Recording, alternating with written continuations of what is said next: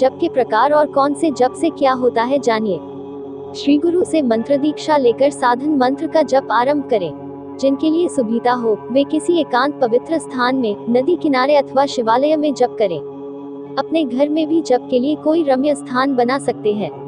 इस स्थान में देवताओं के चित्र रखें, उन्हें फूल माला चढ़ाएं, धूप दें। स्वयं स्नान करके कुशोत्तर आसन बिछाकर पूर्व या उत्तर दिशा की ओर मुख करके कंधे पर उपवस्त्र धारण किए इष्ट देव और गुरु का स्मरण करते हुए आसन पर बैठें।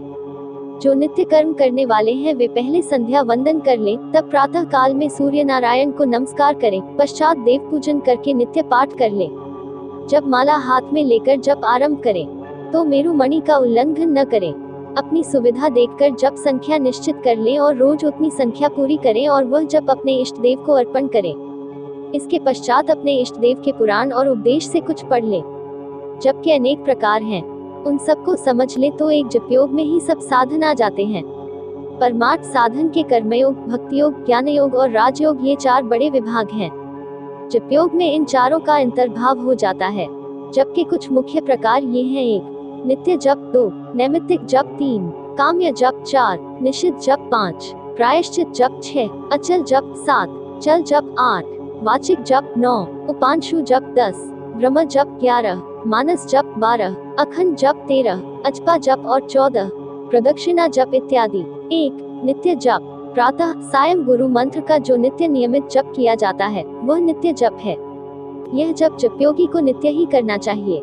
आपातकाल में, यात्रा में अथवा बीमारी की अवस्था में जब स्नान भी नहीं कर सकते तब भी हाथ पैर और मुंह धोकर कम से कम कुछ जप तो अवश्य कर ही लेना चाहिए। जैसे झाड़ना, बुहारना, बर्तन मलना और कपड़े धोना रोज का ही काम है, वैसे ही नित्य कर्म भी नित्य ही होना चाहिए। उससे नित्य दोष दूर होते हैं। जप का अभ्यास बढ़ता है, आनंद बढ़ता जाता है और चित्त शुद्ध होता जाता है और धर्म विचार स्फुरने लगते हैं। और जप संख्या ज्यों-ज्यों बढ़ती है त्यों-त्यों ईश्वरी कृपा अनुभूत होने लगती और अपनी निष्ठा दृढ़ होती जाती है। 2. नैमित्तिक जप किसी निमित्त से जो जप होता है वह नैमित्तिक जप है। देव पितरों के संबंध में कोई हो तब यह जप किया जाता है। सप्ताह में अपने इष्ट का एक न एक बार होता ही है। उस दिन तथा एकादशी, पूर्णिमा, अमावस्या आदि पर्व दिनों में और महाएकादशी, महाशिवरात्रि, श्री रामनवमी, श्री कृष्णाष्टमी, श्री दुर्गा नवरात्र, श्री गणेश चतुर्थी, श्री रथ सप्तमी आदि शुभ दिनों में तथा ग्रहण आदि पर्वों पर एकांत स्थान में बैठकर अधिक अतिरिक्त जप करना चाहिए। इससे पुण्य संग्रह बढ़ता है और पाप का नाश होकर सत्य गुण की वृद्धि होती है और ज्ञान सुलभ होता है। यह जप रात में एकांत में करने से दृष्टांत भी होते हैं। न देवतोषण व्यर्थम, देव को प्रसन्न करना कभी व्यर्थ नहीं होता, यही मंत्र शास्त्र का कहना है। 3. काम्य जप किसी कामना की सिद्धि के लिए जो जप किया जाता है उसे काम्य जप कहते हैं। यह काम्य कर्म जैसा है, मोक्ष चाहने वाले के काम का नहीं है। अर्थार्थी कामकामी लोगों के लिए उपयोगी है। इसके साधन में पवित्रता, नियमों का पूर्ण पालन, सावधानता, जागरूकता, धैर्य, निरलसता, मनोनिग्रह, इंद्रिय निग्रह, वाक संयम, मिताहार, मितशयन, ब्रह्मचर्य इन सब का होना अत्यंत ही आवश्यक है। योग्य गुरु से योग्य समय में लिया हुआ योग्य मंत्र हो, विधि पूर्वक जप हो, मन की एकाग्रता हो, दक्षिणा दे, भोजन कराएं, हवन करें, इस सांगता के साथ अनुष्ठान हो तो साधक की कामना अवश्य पूर्ण होती है। 4. निषिद्ध जप मनमाने ढंग से अविधि पूर्वक अनियम जप जपने को निषिद्ध जप कहते हैं। निषिद्ध कर्म की तरह यह बहुत बुरा है। मंत्र का शुद्ध न होना, अपवित्र मनुष्य से मंत्र लेना, देवता कोई और मंत्र कोई और ही अनेक मंत्रों को एक साथ अविधि पूर्वक जपना, मंत्र का अर्थ और विधि न जानना, श्रद्धा का न होना, देवताराधन के बिना ही जप करना, किसी प्रकार का भी संयम न रखना, ये सब निषिद्ध जप के लक्षण हैं। ऐसा निषिद्ध जप कोई न करे, उससे लाभ होने के बदले प्रायः हानि ही हुआ करती है। 5. प्रायश्चित जप अपने हाथ से अनजान से कोई दोष या प्रमाद हो जाए तो उस दुरित नाश के लिए जो जप किया जाता है वह प्रायश्चित जप है। प्रायश्चित कर्म के सदृश है और आवश्यक है। मनुष्य के मन की सहज गति अधोगति की ओर है और इससे उसके हाथों अनेक प्रमाद हो सकते हैं। यदि इन दोषों का परिमार्जन न हो तो अशुभ कर्मों का संचित निर्माण होकर मनुष्य को अनेक दुख भोगने पड़ते हैं। 6. अचल जप यह जप करने के लिए आसन, गोमुखी आदि साहित्य और व्यवहारिक और मानसिक स्वास्थ्य होना चाहिए। इस जप से अपने अंदर जो गुप्त शक्तियां हैं वे जागकर विकसित होती हैं और परोपकार में उनका उपयोग करते बनता है। इसमें इच्छा शक्ति के साथ साथ पुण्य संग्रह बढ़ता जाता है। इस जप के लिए व्याघ्रांबर अथवा मृगाजन, माला और गोमुखी होनी चाहिए। स्नान आदि करके आसन पर बैठे देश काल का स्मरण करके दिग्बंध करें और तब जप आरंभ करें। 7. चल जप। यह जप नाम स्मरण जैसा है। प्रसिद्ध वामन पंडित के कथनानुसार आते जाते, उठते बैठते, करते धरते, देते लेते, मुख से अन्न खाते, सोते जागते, रति सुख भोगते, सदा सर्वदा लोकलाज छोड़कर भगत चिंतन करने की जो विधि है वही इस जप की है। अंतर यही कि भगवान नाम के स्थान में अपने मंत्र का जप करना है। यह जप कोई भी कर सकता है, इसमें कोई बंधन, नियम या प्रतिबंध नहीं है। 8. वाचिक जप। जिस जप का इतने जोर से उच्चारण होता है कि दूसरे भी सुन सके उसे वाचिक जप कहते हैं। बहुतों के विचार में यह जप निम्न कोटि का है और इससे कुछ लाभ नहीं है, परंतु विचार और अनुभव से यह कहा जा सकता है कि यह जप भी अच्छा है। विधि यज्ञ की अपेक्षा वाचिक जप 10 गुना श्रेष्ठ है, यह स्वयं मनु महाराज ने ही कहा है।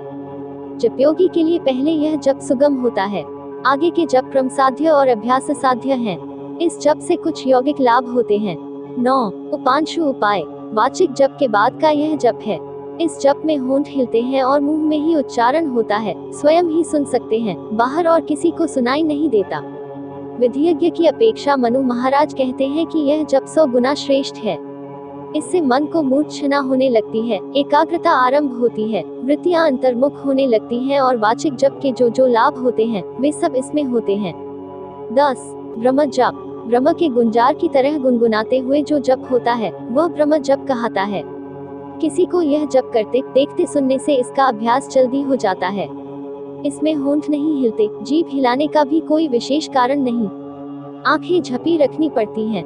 भ्रूमध्य की ओर यह गुंजार होता हुआ अनुभूत होता है। यह जप बड़े ही महत्व का है। इसमें प्राण सूक्ष्म होता जाता है और स्वाभाविक कुंभक होने लगता है। प्राण गति धीर धीमी होती है, पूरक जल्दी होता है और रेचक धीरे धीरे होने लगता है। पूरक करने पर गुंजार व आरंभ होता है और अभ्यास से एक ही पूरक में अनेक बार मंत्रावृत्ति हो जाती है। 11. मानस जप। यह तो जप का प्राण ही है। इससे साधक का मन आनंदमय हो जाता है। इसमें मंत्र का उच्चार नहीं करना होता है, मन से ही मंत्रावृत्ति करनी होती है। नेत्र बंद रहते हैं, मंत्रार्थ का चिंतन ही इसमें मुख्य है।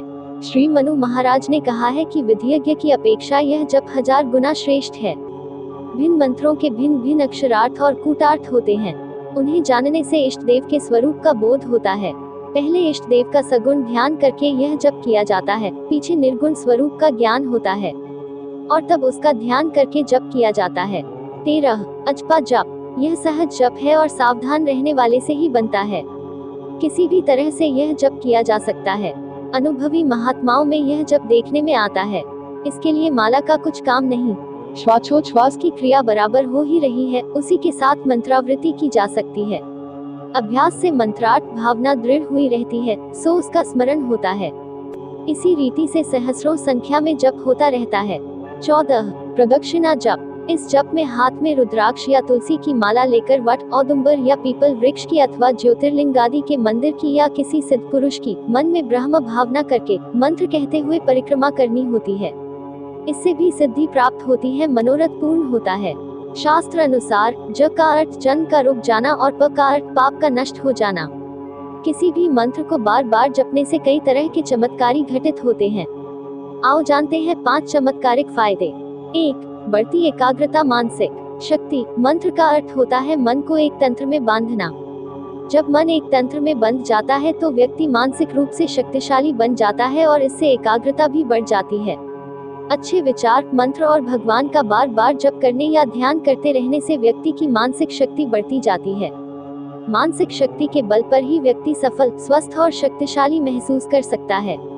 मंत्र के द्वारा हम खुद के मन या मस्तिष्क को बुरे विचारों से दूर रखकर उसे नए और अच्छे विचारों में बदल सकते हैं। लगातार अच्छी भावना और विचारों में रत रहने से जीवन में हो रही बुरी घटनाएं रुक जाती है और अच्छी घटनाएं होने लगती है। 2. सिद्धि प्राप्त होती। किसी भी मंत्र को प्रतिदिन निरंतर जपते रहने से सिद्धियों का द्वार खुल जाता है। जागृत, स्वप्न और सुषुप्ति तीनों ही अवस्था में व्यक्ति जागा हुआ हो जाता है। जपयोग व्यक्ति के अवचेतन को जागृत कर उसे दिव्य दृष्टि प्रदान करता है। ऐसा व्यक्ति स्वयं को किसी भी रूप में स्थापित करने में सक्षम हो जाता है। इससे व्यक्ति टेलीपैथिक और परा मनोविज्ञान में पारंगत हो सकता है। 3. देवताओं से जुड़ता है संबंध। अपने इष्ट या किसी शक्तिशाली मंत्र का निरंतर जप करने से व्यक्ति ईधर माध्यम की सकारात्मक ऊर्जा और शक्तियों से जुड़ जाता है।